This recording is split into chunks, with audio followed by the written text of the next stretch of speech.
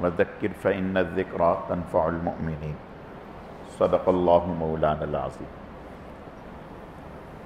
میرے عزیز و دوستو، اللہ رب العزت کا بے حد کرم ہے، احسان ہے کہ اللہ پاک نے ہمیں دین سیکھنے، سمجھنے اور عمل کے جذبے سے جمع فرمایا ہے۔ اللہ تعالی ہم سب کے آنے کو، جمع ہونے کو، مل بیٹھنے کو اپنی بارگاہ میں اعلیٰ درجے میں قبول فرمائے، کمی کوتاہیوں کو معاف فرمائے۔ گزشتہ درس میں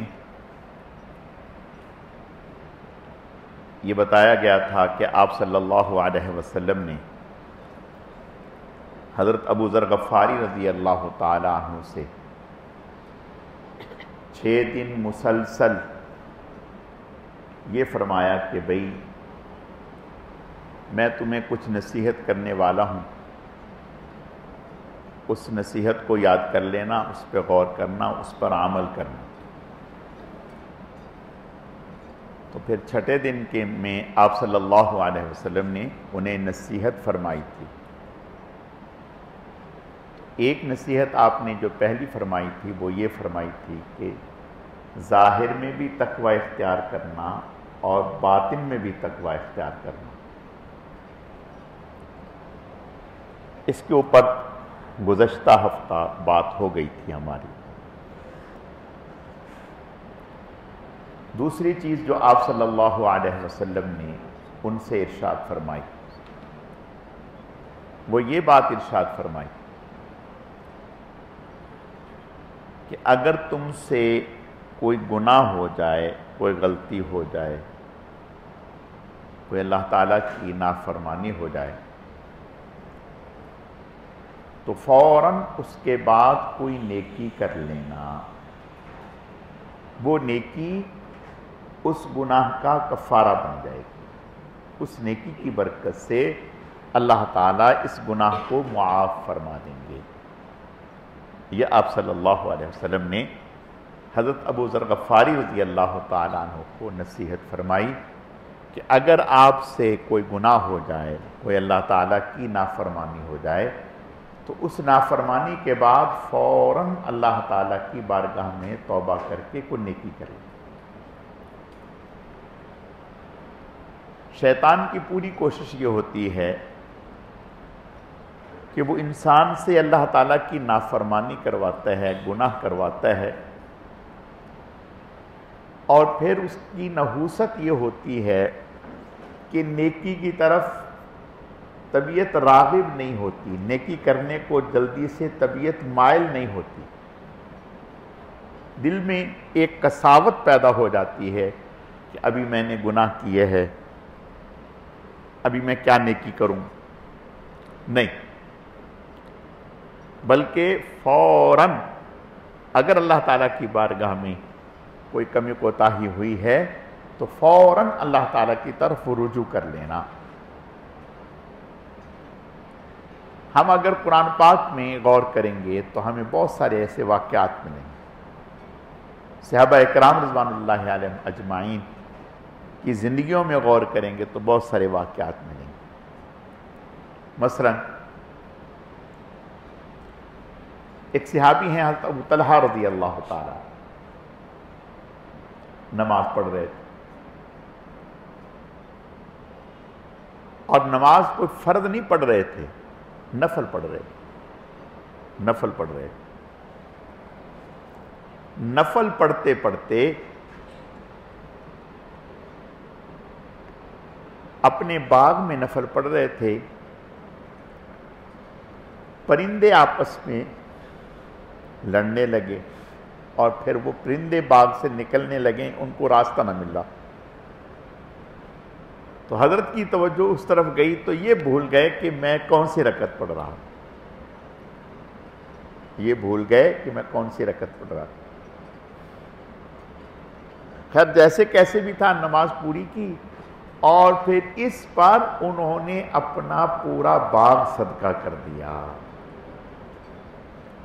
پورا باغ صدقہ کر دیا کہ یہ باغ ہی وجہ بنی میری اللہ تعالیٰ کی طرف سے توجہ کے ہٹنے کا۔ حضرت عائشہ صدیقہ رضی اللہ تعالی عنہ حضرت عبداللہ بن زبیر رضی اللہ تعالیٰ عنہ حضرت عائشہ صدیقہ رضی اللہ تعالیٰ عنہ کے بھانجے تھے.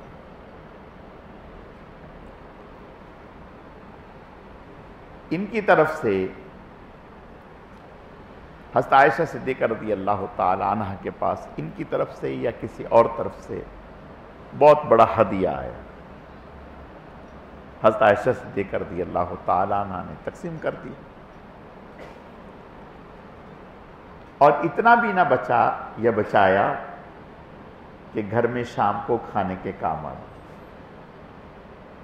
تو کوئی بات ہوئی تو حضرت عبداللہ بن زبیر رضی اللہ تعالیٰ عنہ نے یہ کہہ دیا کہ حضرت عائشہ صدیقہ رضی اللہ تعالیٰ عنہ کو روکنا چاہیے کہ بھئی اتنا صدقہ کیوں کرتی ہیں کہ اپنے لیے نہیں بچا پاتی. حضرت عائشہ صدیقہ رضی اللہ تعالیٰ عنہ کو پتہ چلا تو غصہ آ گیا کہ یہ اس کی کیا جرت کہ یہ مجھے روکے خرچ کرنے سے، یہ کون ہوتا ہے روکنے والا. قسم کھا لی کہ میں اس سے بولوں گی نہیں، بات نہیں کروں گی. انہوں نے یہ کیسے کہہ دیا. خیر حضرت عبداللہ بن زبیر رضی اللہ تعالیٰ عنہ کو جب اطلاع ہوئی تو بڑے پریشان ہوئے اور خود بھی احساس ہو گیا کہ بھئی مجھے تو یہ بات نہیں کہنی چاہیے تھی. خیر حضرت عبداللہ بن زبیر رضی اللہ تعالیٰ عنہ نے بڑے بڑے انصار صحابہ کرام کو جو حضور صلی اللہ علیہ وسلم کے رشتے میں خالو ماموں لگتے تھے انہیں بیچ میں ڈالا کہ آپ میری سفارش کریں. انہوں نے کہا ٹھیک ہے. تو خیر وہ جب وہ گئے سفارش کے لیے تو انہوں نے حضرت عائشہ صدیقہ رضی اللہ تعالیٰ عنہ کی خدمت میں پردے کے پیچھے سے درخواست کی، سفارش کی. جب انہوں نے سفارش کی حضرت عائشہ صدیقہ رضی اللہ تعالیٰ عنہ کی طبیعت میں کچھ نرمی ہوئی تو وہ جو بھانجے تھے وہ جلدی سے پردے سے نکلے اور اپنی خالہ جان کو چمٹ گئے اور معافی مانگنے لگے، رونے لگے کہ مجھے معاف کر دیں، مجھ سے غلطی ہو گئی.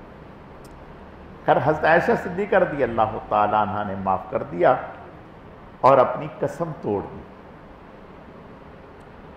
قسم توڑ دی، ظاہر ہے قسم کھا لی تھی کہ میں نے بات. پھر اس کے کفارے میں ایک نہیں 10 غلام آزاد کیے کہ میں اس سے یہ قسم ٹوٹ گئی تھی. 10 غلام آزاد کر دیے اور بار بار اللہ تعالیٰ کے سامنے توبہ کی، معافی مانگی. اس سے پتہ چلا کہ بھی اگر انسان سے آپ صلی اللہ علیہ وسلم نے حضرت ابو ذر غفاری رضی اللہ تعالیٰ عنہ کو نصیحت فرمائی کہ اگر اللہ کی نافرمانی ہو جائے، گناہ ہو جائے تو فوراً کوئی نیکی اختیار کر لو، نیکی کر لو، اللہ تعالیٰ سے رجوع کرو. اور شیطان کی کوشش یہ ہوتی ہے کہ گناہ کے بعد وہ انسان کو نیکی کی طرف آنے نہیں دیتا، اندر میں ایک حجاب پیدا کر دیتا ہے کہ اب میں کس منہ سے اللہ کے سامنے توبہ کروں گا، مجھ سے تو یہ غلطی ہو نہیں، فوراً توبہ کر. ایک صحابی حضور صلی اللہ علیہ وسلم کو آ کر کے بتانے لگے یا رسول اللہ صلی اللہ علیہ وسلم مجھ سے یہ غلطی ہو گئی. انہوں نے اپنا ایک گناہ کتابوں میں موجود ہے، انہوں نے اپنا ایک گناہ حضور سے بتایا کہ یا رسول اللہ مجھ سے یہ غلطی ہو گئی، مجھ سے یہ گناہ ہو گیا. آپ نے فرمایا اچھا چلو فلان نماز کے وقت میرے پاس آنا. جب وہ نماز کے وقت آئے تو آپ صلی اللہ علیہ وسلم کے ساتھ انہوں نے نماز ادا کی جماعت سے. پھر حضور سے ملے کہ یا رسول اللہ میں نے آپ سے ذکر کیا تھا، مجھ سے یہ غلطی ہو گئی. آپ نے فرمایا کہ جو آپ نے ہمارے ساتھ جماعت سے نماز پڑھی اللہ نے اس کی برکت سے اس گناہ کو معاف کر دیا. اللہ نے اس کی برکت سے اس گناہ کو معاف کر دیا. تو پتہ چلا کہ گناہ کے بعد نیکی کرنا بہت اونچا عمل ہے. صحابہ اکرام رضوان اللہ علیہم اجمعین جنگ تبوک کے موقع پر،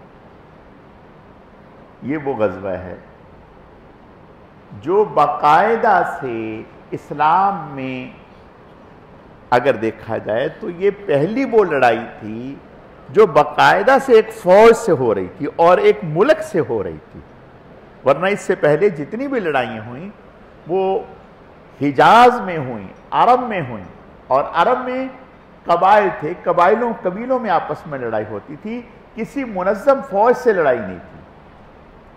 لیکن یہ جو موقع تھا یہ روم کے، شام کے عیسائی ہرقلہ، اس کی فوجوں سے آپ کی لڑائی ہونی تھی، اور آپ صلی اللہ علیہ وسلم نے بہت اہتمام کے ساتھ اس کے لیے نکلنے کا حکم فرمایا، یعنی بہت اہتمام کے ساتھ، اور عام اعلان کر دیا کہ کوئی نہ رکے، سب نکلیں، حتیٰ کہ قرب و جوار کے علاقوں میں بھی آپ نے پیغام بھجوایا۔ اور ادھر صورتحال یہ کہ پورے سال کا دار و مدار ان حضرات کا فصل پر ہوتے ہیں، گرمی کا زمانہ، فصل پکی ہوئی تیار، اور انصار لوگ تو کاشتکار تھے،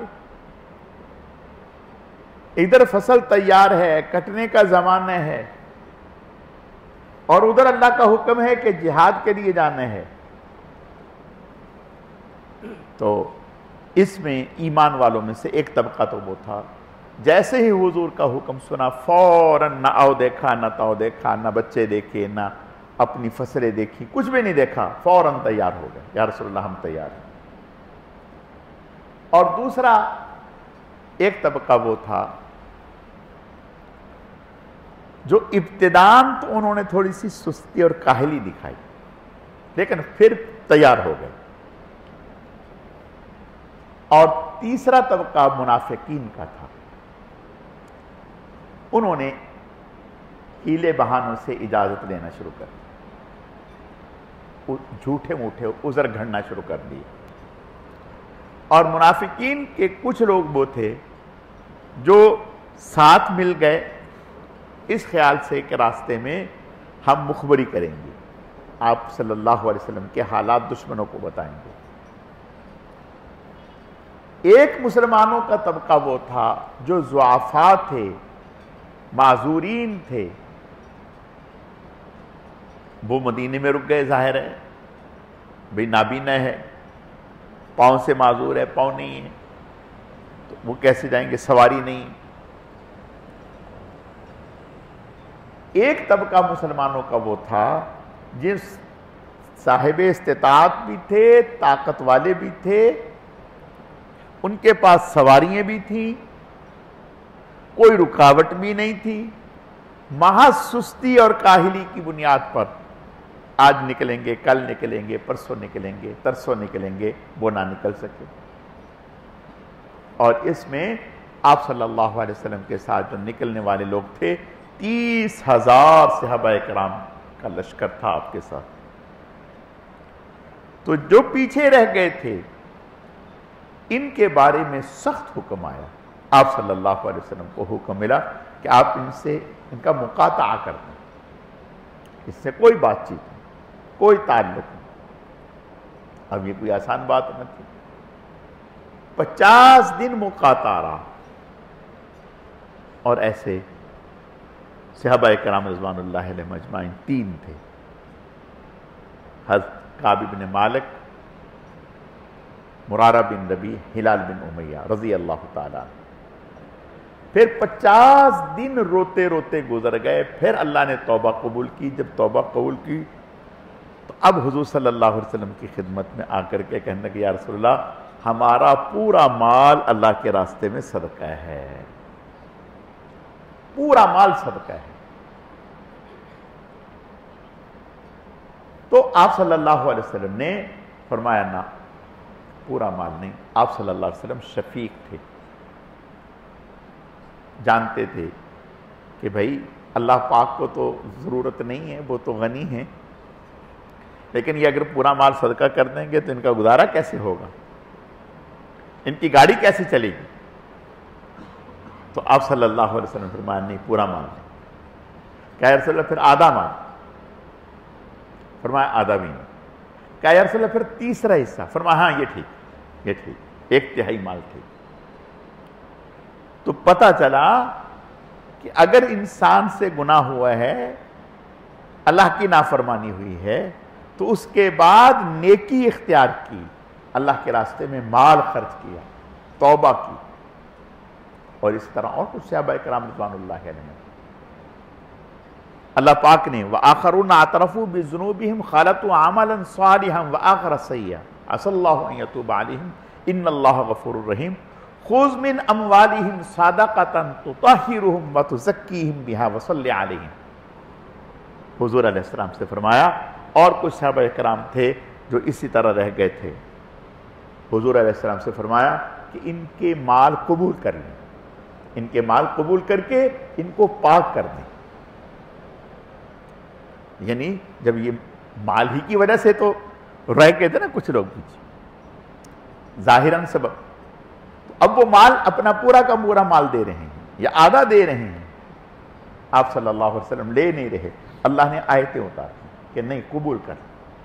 وَصَلِّ عَلَيْهِمْ إِنَّ صَلَاتَكَ سَكَنٌ لَهُمْ، اور ساتھ ہی فرمایا کہ پھر ان کے لیے دعا بھی کریں، دعا بھی. تو پتہ چلا کہ بھی اگر انسان سے کوئی نافرمانی ہو، اللہ تعالیٰ کی گناہ ہو، توبہ بھی کرے، استغفار بھی کرے، اور نیکی بھی اختیار کرے. اور اگر اس موقع پر اللہ تعالیٰ توفیق دے تو مالی صدقہ بھی کرے، کچھ نہ کچھ اللہ تعالیٰ کے راستے میں خرچ کرے، اور فوراً اللہ تعالیٰ کی طرف رجوع کرے. اس سے اللہ تعالیٰ جو گناہ ہو گیا ہے، اللہ کی نافرمانی ہوئی ہے، اللہ تعالیٰ اپنے کرم سے اسے معاف فرما دیں گے. اور آپ صلی اللہ علیہ وسلم نے کچھ دعائیں سکھا دیں. آپ صلی اللہ علیہ وسلم نے ارشاد فرمایا، اگر انسان ہونے کے ناطے آپ سے کسی مجلس میں کوئی ایسی باتیں نکل گئیں، اختیار سے نکلی یا غیر اختیاری نکلی، یعنی چاہ کے نکلی یا بغیر چاہے نکلی، یعنی کوئی آدمی باتیں کر رہا تھا، غیبت کی باتیں کر رہا تھا، ادھر ادھر کی باتیں کر رہا تھا. کبھی تو ایسا ہوتا ہے کہ انسان دل سے برا جانتا ہے لیکن کہہ نہیں رکھ سکتا کہ بھئی رک جاؤ یار میاں، یہ کیا باتیں تم نے شروع کر دی، چھوڑو کوئی اور بات شروع کرو. ہونا تو یہ چاہیے کہ ایسا کہے، لیکن اگر کہہ نہیں سکتا، نہیں کہا، سنتا رہا اور دل میں برا جانتا رہا، یہ بھی بڑی بات ہے. اور اگر دل میں بھی برا نہیں جانا اور اس کے میں ہاں ملاتا رہا تو پھر تو گویا جرم میں برابر کا شریک ہو گیا. اب آپ صلی اللہ علیہ وسلم نے ایسے میں ارشاد فرمایا کہ اگر اس طرح کی کبھی نوبت آئے تو پھر آپ صلی اللہ علیہ وسلم نے ایک عمل بتلا دیا. یہ عمل بھی اگر دیکھیں تو وہی چیز ہے. آپ نے ارشاد فرمایا اگر کسی مجلس میں آپ سے اس طرح کی بات ہو جائے، کوئی اللہ کی نافرمانی ہو جائے، گناہ ہو جائے، کسی کے بارے میں کچھ بات نامناسب زبان سے کہہ بیٹھیں، تو آپ نے فرمایا دعا پڑھ لو، سبحان اللہ و بحمدہ، سبحانک اللہم و بحمدک، اشہد ان لا الہ الا انت، استغفرک و اتوب الیک. یہ دعا پڑھ لیں. فرمایا یہ مجلس کے لیے کفارہ بن جائے گی. یعنی اس دعا کی برکت سے اس مجلس میں جتنی بھی باتیں ہوئی ہیں، چاہ کے ہوئی یا نہ چاہ کے ہوئی، اللہ تعالیٰ معاف فرما دے. اور اگر یہ دعا نہ یاد ہو تو یوں کہہ لیں اللہم اغفر لہم ورحم، اے اللہ انہیں بھی بخش دے، ہمیں بھی بخش دے، ان پر بھی رحم فرما اور ہم پر بھی رحم فرما. یوں کہتے ہیں، اس سے اللہ تعالیٰ معاف فرما دیں گے. توبہ کے کلمات کہیں اللہ تعالیٰ سے. اور پھر اگر تو ایسے شخص جس کے بارے میں ہمیں معلوم ہے تو اس کے لیے کچھ پڑھ کے صدقہ کر دیا جائے. ایصال ثواب کر دیا جائے، مثلا کوئی مالی صدقہ کر دیا جائے، کوئی سورہ اخلاص پڑھ کے اس کو ایصال ثواب کر دی جائے، 2 رکعت نماز نفل پڑھ کے یا اللہ فلاں شخص کے بارے میں ہماری زبان سے اس طرح کی باتیں ہو گئیں، اے اللہ اپنے کرم سے ہمیں معاف فرما اور ان اعمال کا اجر و ثواب انہیں پہنچا، اور اے اللہ اپنے کرم سے انہیں ترقیات نصیب فرما اور ان کی ہر طرح سے حفاظت فرما، اس کے لیے دعائیں کریں۔ اب کیا ہوگا، آدمی اگر کسی کی کوئی برائی کرتا ہے وہ تو کرتا ہی حسد کی وجہ سے ہے کہ دل میں اس کو ناپسند کرتا ہے، جب ناپسند کرتا ہے تو اس کے لیے دعا کیسے کرے گا؟ جب ناپسند کرتا ہے تو اس کے لیے دل کیسے کہے گا کہ اس کو ترقی عطا فرما، کیسے کہے گا اس کو عزتیں عطا فرما، کیسے کہے گا اس کے مال جان میں رزق میں برکتیں عطا فرما، اسے خوشیاں نصیب فرما؟ یہ تو چاہتا ہے کہ اس کا ٹھس ہو جائے۔ اب یہ دعا کیسے کرے گا؟ تو ہمت نہیں ہوگی دعا کرنے، لیکن کرے، دعا کرے، اور اگر مستقل کرتا رہے گا تو اللہ تعالیٰ اس کی برکت سے اس کے دل سے اس حسد کو ختم کر دیں گے، حسد کو ختم کر دیں گے۔ تو خیر، میں عرض یہ کرنا چاہتا ہوں، آپ صلی اللہ علیہ وسلم نے حضرت ابو ذر غفاری رضی اللہ تعالیٰ عنہ کو یہ نصیحت فرمایا کہ اگر کوئی گناہ ہو جائے، اللہ کی نافرمانی ہو جائے، تو اس کے بعد فوراً نیکی کرو، وہ نیکی اس گناہ کے لیے کفارہ بن جائے گی، اللہ اس نیکی کی برکت سے اس گناہ کو معاف فرما دیں گے۔ ہمیں آپ صلی اللہ علیہ وسلم کی ان نصیحتوں کو، ارشادات کو اختیار کرنا چاہیے، اور انشاءاللہ ہم دیکھیں، تجربہ کریں، اگر ہم ان چیزوں کو اختیار کریں گے تو انشاءاللہ ہم خود محسوس کریں گے کہ اللہ پاک ہمیں اس سے کتنے منافع عطا فرما رہے ہیں۔ آپ صلی اللہ علیہ وسلم کی یہ جو نصیحتیں ہیں، یہ کسی عام انسان کی نصیحتیں نہیں ہیں، جناب رسول اللہ صلی اللہ علیہ وسلم کی نصیحتیں، اور بہت ساری طلب کے بعد آپ صلی اللہ علیہ وسلم نے یہ نصیحتیں ارشاد فرمائی۔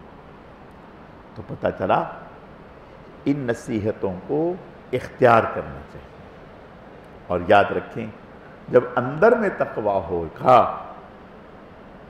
جب اندر میں تقویٰ ہوگا تو پھر از خود یہ نصیحتوں پر عمل شروع ہو جائے گا، اور اگر اندر میں تقویٰ نہیں ہوگا تو پھر نصیحتوں پر عمل نہیں ہوگا۔ اللہ تعالیٰ سمجھنے کی، عمل کرنے کی توفیق عطا فرمائے۔ الحمدللہ رب العالمین والعاقبۃ للمتقین والصلاة والسلام علی سید المرسلین اللہم صلی علی محمد النبی الامی وعلی آلہ واصحابہ وبارک وسلم وصلی علیہ۔ اے اللہ، جتنا بھی درود شریف محض آپ کی توفیق اور آپ کے فضل سے پڑھا گیا، اسے اپنی بارگاہ میں بے حد قبول فرما، کمی کوتاہیوں کو معاف فرما، اس کا اجر و ثواب جناب رسول اللہ صلی اللہ علیہ وسلم کی خدمت میں بطور تحفہ اور ہدیہ قبول فرما۔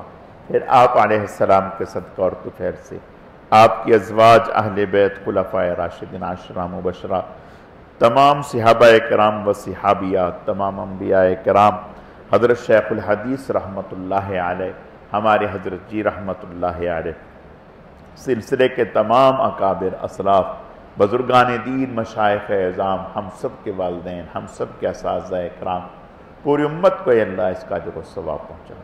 اے اللہ اس عمل کو آپ صلی اللہ علیہ وسلم کے قرب خاص کے حصول کا ذریعہ فرما، آپ کی دعاؤں میں ہمیں شامل فرما۔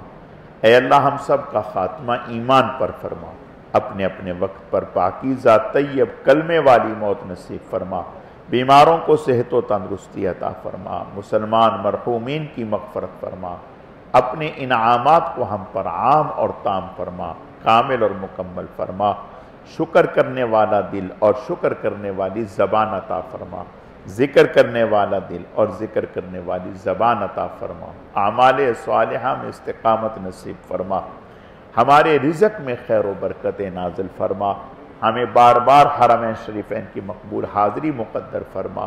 اے اللہ فلسطین کے مظلوم مسلمانوں کی امداد فرما، انہیں مکمل فتح اور کامیابیوں سے ہمکنار فرما، ہم سب کی پوری امت کی دعائیں ان کے حق میں قبول فرما. سبحان ربک رب العزت عما یصفون وسلام علی المرسلین والحمد للہ رب العالمین برحمتک یا ارحم الراحمین.